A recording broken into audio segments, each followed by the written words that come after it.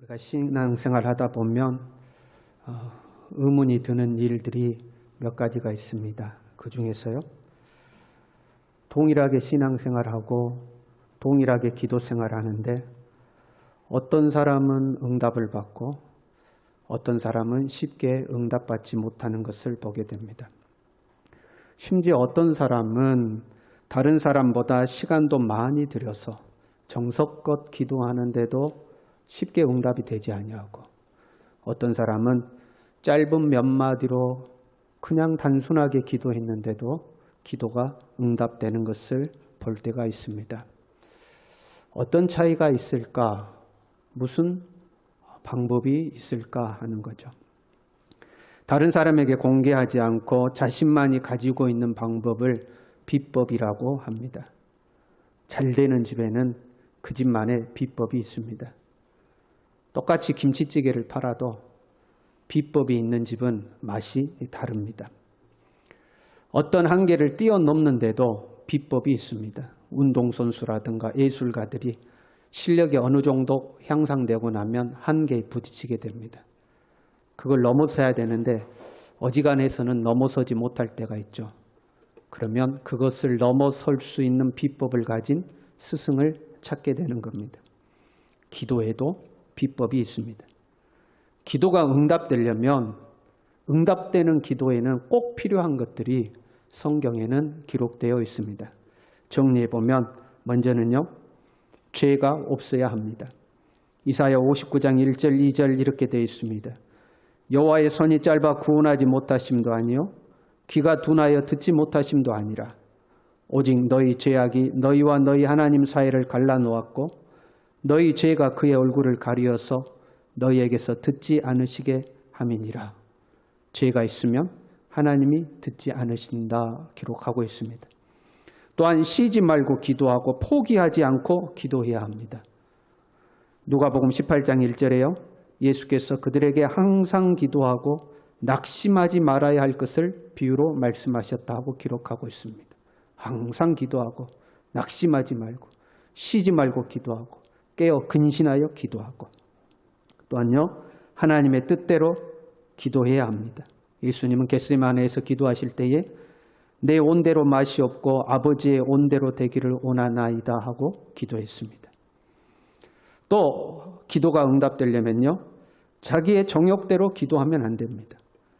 야고보서 4장 2절 3절에는요, 너희가 얻지 못함은 구하지 아니하기 때문이요 구하여도 받지 못함은 정욕으로 쓰려고 잘못 구하기 때문이라 말씀하고 있습니다. 이렇게 기도에 대해서 하나씩 하나씩 나열해 가다 보면 우리의 마음 가운데 서서히 기도 응답에 대한 기대감이 작아집니다. 요구 조건이 너무 많기 때문에 그렇습니다. 비법 중에는요, 대중들에게 그 비법을 모두 다 공개해도 따라할 수 없는 비법이 있습니다. 방법은 아는데 그 방법대로 하려면 엄청난 노력이 필요하고 엄청난 정성이 필요한 비법들이 있습니다. 그러면 알지만 따라할 수가 없는 겁니다. 기도 응답을 받으려면 이러면 안 되고 저러면 안 되고 죄가 있으면 안 되고 자기 욕심대로 구하면 안 되고 자기 정욕을 위해서 기도해도 안 되고 대신 하나님의 뜻대로 기도해야 되고 쉬지 말고 기도해야 되고 깨어 근신해서 기도해야 되고 기도하다가 포기하면 안 되고, 그러면 우리 마음 가운데 아이고 나는 안 되겠다, 너무 어렵다 하는 마음이 듭니다. 그런데 여러분, 우리가 하나님께 기도하는 것은 내 힘으로 할 수 없으니까 기도하는 겁니다. 내가 부족하니까 하나님의 도움을 구하는 겁니다. 내 힘으로는 이 문제를 해결할 수가 없으니까 하나님께 도와달라고 기도하는 겁니다. 그런데 네가 요구 조건을 다 갖추고 너의 부족함을 다 메꾸고 와서 기도해야 응답된다 그러면 기도에 대한 의욕이 떨어지는 거죠. 나는 안 될 것 같아, 이런 마음이 드는 겁니다. 누가복음 18장에 보면 우리가 주목해 봐야 할 기도의 장면이 나옵니다. 바리새인과 세리의 기도입니다. 자기를 의롭다고 여겼던 바리새인은 큰 소리로 기도했습니다. 하나님 감사합니다. 나는 저 세리와 같지 않음을 감사합니다 하고 기도했습니다. 그러나 세리는요, 멀리 있어서 감히 눈을 들어 하늘을 쳐다보지도 못하고 다만 가슴을 치며 이르되 하나님이여 불쌍히 여기소서 나는 죄인이로소이다 하고 기도했습니다. 보세요. 세리는 스스로 죄인이라고 고백하고 있습니다. 그도 그럴 것이 세리 아닙니까? 로마의 앞잡이, 매국노, 죄인 중에 죄인 아닙니까? 그 스스로도 자기가 지금 하고 있는 이 세리직이 잘못되었다고 인식하고 있습니다. 그런데 그의 기도하는 자세를 볼 때에 잘못되었다고 인식은 하고 있지만 청산하지는 못했습니다. 만약에 이 세리가 자기의 일이 잘못되었다는 것을 알고 세리직을 청산했다면 아마 하나님 앞에 이렇게 기도했겠지요. 하나님 보십시오. 내가 하나님 말씀대로 살려고 내 직장을 버렸습니다. 내 직업을 버렸습니다. 거기에서 얻어지는 내 수익도 다 버렸습니다.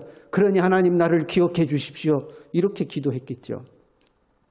그런데 세리직이 잘못되었다는 것을 알고 있고 하나님 앞에 죄 짓는 것임을 알고 있지만 이 세리는 아직 그 세리직을 버리지를 못했습니다. 삶이라는 것은 단순하고 간단하지가 않죠. 우리의 삶이 무 자르듯이 탁 잘라서 끝나는 것이 아닙니다. 아마 이 세리에게는 부양가족이 있었을 수도 있습니다. 어린 자녀들이 줄줄이 있었을 수도 있습니다. 병든 노모를 공양하고 있었을지도 모릅니다. 세리직을 포기하면 경제적 어려움이 찾아와서 자기의 자녀들을 노예로 팔아야 하는 그런 어려운 형편일지도 모릅니다.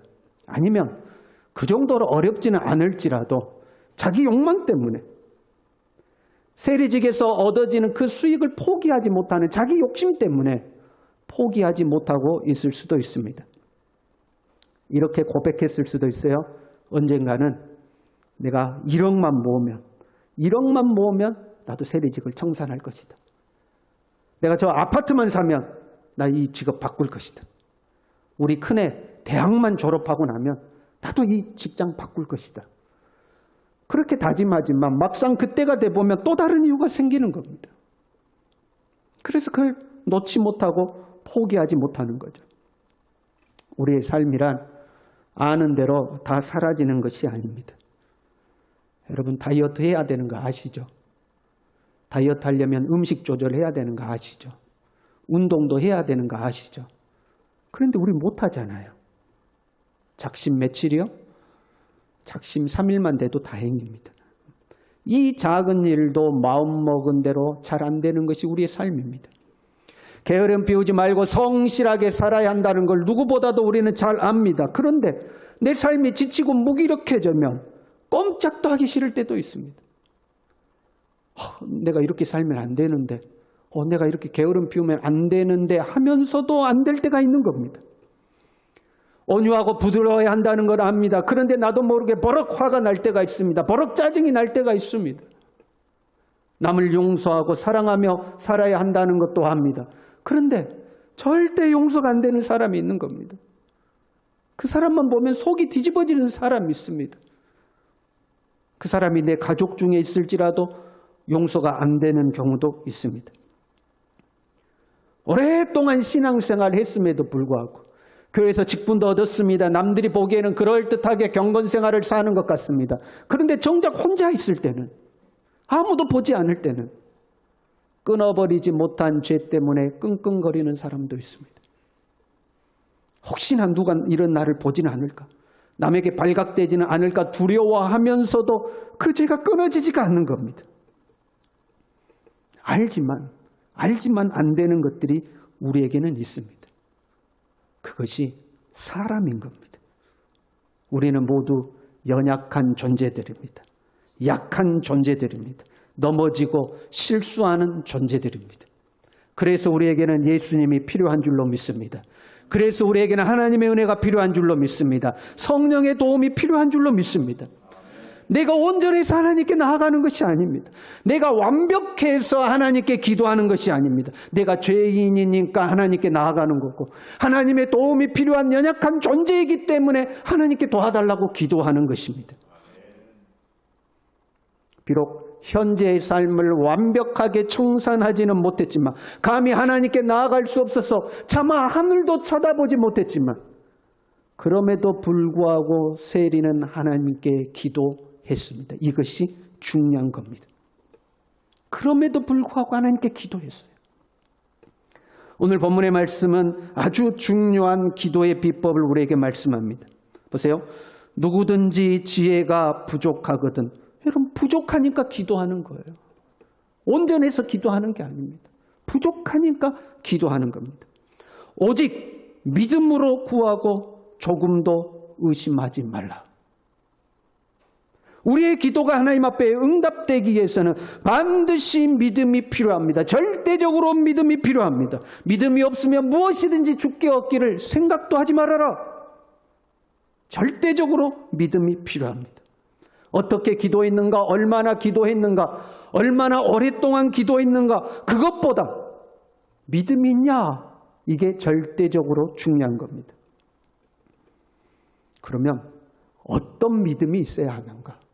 내 기도가 응답받으려면 믿음이 필요한데 어떤 믿음이 있어야 하는가? 무엇을 믿어야 하는가 하는 겁니다. 여러분, 사극을 보다 보면 이런 장면이 나오죠. 왕이 이제 행차를 합니다. 그러면 그 왕이 가는 길 앞에서 물러가라, 물러가라, 임금님 행차시다, 물러가라 하고 소리를 지릅니다. 그러면 사람들이 다 길에 엎드려서 고개를 납작 숙이고 길바닥에 엎드리죠. 그 왕이 가다가 잠깐 멈추라 그러더니 그 중에서 가장 허름한 옷을 입은 천민을 하나 지목하여 고개를 들라, 네 소원이 있으면 한번 말해보거라. 이 천민이 떨리는 마음으로 그렇게 왕이 말하라고 하니까, 왕이시여, 집에는 어린 자식들이 있고 늙은 노모가 있는데 몇 해 동안 흉년이 들어서 먹을 것이 없어서 2차 하고 저차 하고 요차 해가지고 거시기 하고 저시기 하고 모시기 합니다 하고 이야기를 하는데, 그 왕이 그 이야기를 다 들어주고 있는 거예요. 왕이 그 천민의 이야기를 들어주는 것만도 은혜라고 하는 겁니다. 그렇지 않아요? 그 당시에는.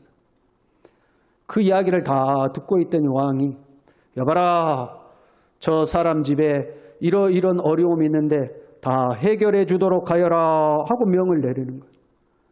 그러면 그 또한 은혜죠, 여러분. 기도는 은혜입니다. 하나님께 나아갈 수 있는 것 자체가 은혜입니다. 천지 만물을 창조하신 창조주 하나님 앞에 티끌과 같은 내 자신이 나아가서 내 형편과 사정을 다 아뢰일 수 있는 것, 그 자체가 은혜입니다. 그리고 하나님께서 내 기도를 들으시고 나에게 응답해 주시면 그 또한 큰 은혜인 겁니다. 기도는 은혜의 행위입니다. 그리고 왕이 시행하라 하더니 그 천민에게 이렇게 이런 표를 하나 탁 주면서 언제든지 힘들면 나를 찾아오거라.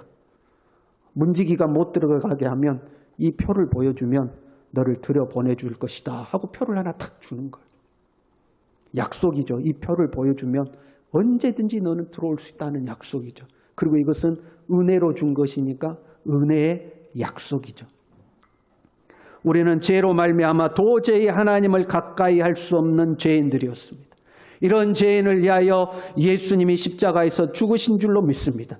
예수님의 십자가 구속의 은혜로 말미암아 하나님은 우리를 자녀 삼으셨습니다. 하나님을 아바 아버지라 부르게 하셨습니다. 하나님의 은혜입니다.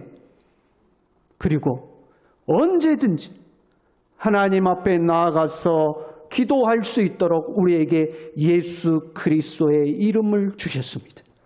이것이 은혜의 약속입니다. 은혜의 약속입니다. 우리는 이 은혜의 약속을 믿는 겁니다. 내가 이 은혜의 약속을 붙들고 하나님 앞에 나아가며 언제든지 하나님은 내 기도를 들어주신다는 이 믿음을 가지고 하나님 앞에 나아가는 겁니다. 요즘은 서로 이렇게 선물할 때 여러분 카톡 아시죠? 카톡으로 선물을 하더라고요. 그래서 우리 드림 두시도 여러분들 퀴즈 같은 거 맞히시면 카톡으로 선물을 보내드립니다. 제가 처음으로 카톡으로 선물을 받았어요. 야, 이거 가지고 가면 되나? 진짜로 이거 보여주면 이게 제과점에서 케이크 주나? 이런 생각이 들더라고요. 제가 그래도 현대인 아닙니까, 여러분? 그래도. 그런데도 처음으로 그거 들고 제과점 가는데 약간 긴장되더라고요. 그거 안 됩니다. 그럼 어떡하지? 우리 가게에서는 그거 안 합니다. 그러면 어떡하지? 그런 마음이 들어요. 내가 좀 허스름하게 입고 가면 무시하고 안 해줄지도 모르니까 옷을 좀 깔끔하게 입고, 좀 나이 들어 보인다고 안 해줄 수도 있으니까 좀 젊게 옷을 입고, 그리고 가서 제과점에 가서 이걸 보여주고 저기요 하고 보여주는 순간 이거요 하고 바로 처리가 됩니다. 내가 어떤 옷을 입었는지, 나이가 몇 살인지, 그 문화를 잘 아는지 모르는지 상관없습니다. 뭐만 있으면 돼요? 그 티켓만 있으면 되는 거. 그 티켓만 보여주면 그대로 물건을 주는 겁니다. 내가 어떤 사람이냐 이게 중요한 게 아니고 그 약속의 징표를 가졌냐 가지지 않았냐 이게 중요한 겁니다. 우리는 모두가 온전하지가 않습니다. 완벽하지가 않습니다. 우리는 다 부족한 사람입니다. 하나님의 뜻대로 살고자 결단하지만 금방 무너지는 사람들입니다. 하나님 앞에 새롭게 각오를 하지만 그 각오가 오래 지속되지 않는 사람들입니다. 잘못된 일인 줄 알지만 똑같은 실수를 반복하는 사람들입니다. 이런 나를 보면 자신이 없어지는 거예요. 하나님이 내 기도를 들어주실까? 이래가지고 기도할 수 있을까? 하나님 이런 나를 보면 뭐라고 하실까? 자신이 없어지는 겁니다. 그런데 여러분 거꾸로 생각해봐요. 그러면 하나님 보시기에 합당할 정도로 온전해질 자신은 있습니까? 하나님 앞에 담대히 나아갈 만큼 완벽해질 자신은 있습니까? 그 누구도 하나님 앞에 완벽해질 수는 없는 겁니다. 오직 우리는 하나님의 은혜로 나아가는 줄로 믿습니다. 이 은혜를 붙들어야 되는 거예요. 이 은혜의 약속을 믿어야 하는 거예요.